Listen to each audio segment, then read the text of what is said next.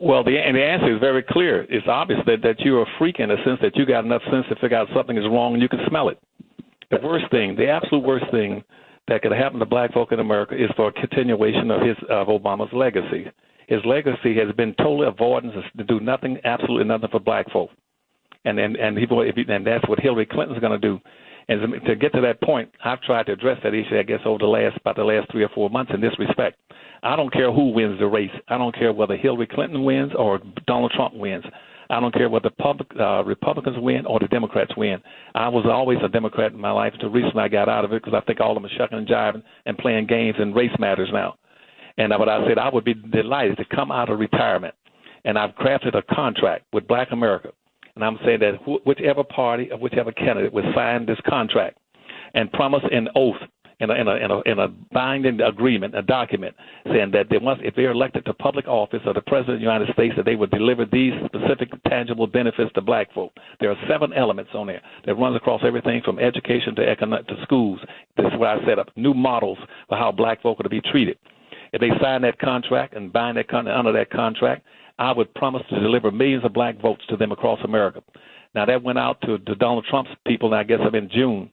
And he picked it up, and he's been running around the country, dancing, promising now that he's going to try to figure out how to do some things for black. And I give him credit for having enough sense to acknowledge that black folk have problems.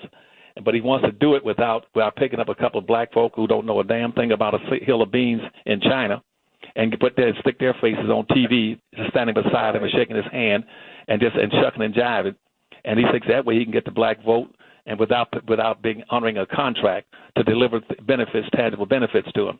Now, Hillary on that side with the Democrats, they figure they can get the benefits and get black vote without just by keeping quiet, pretending that they're going to do the same thing they've been doing for the last 150 years for black vote, which is nothing, and get the black vote. And they understand clearly that is impossible. It is right now. It is impossible in practical and theoretical terms for Hillary Clinton or the Democrats to win the presidency without 90% of the black vote. And black folk in the last election, at 2008 and 2012, the blacks turnout was higher than whites. Now, and typically whites only they give Obama like about 51% of the vote, something like that, of their vote. But Hispanic and Arab votes is always down around 30%. And the worst thing black folk can do is to try to vote for anybody to continue the legacy of Obama. Legacy of Obama is this one thing. First of all, he's going to set a legacy that would make it possible for black folk to be kept in the 17th century. His legacy is do nothing for black folk, don't recognize them, don't deliver any tangible benefits to them, and that legacy would go to every subsequent president in the United States.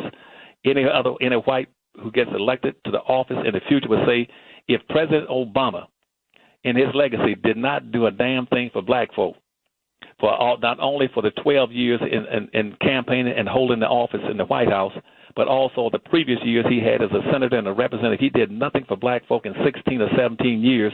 Why in the world do I owe black folk, and why should I do anything? His legacy would be that now whites got a codified excuse to never do anything for black folk for the next 200 or 300 years. That's the legacy.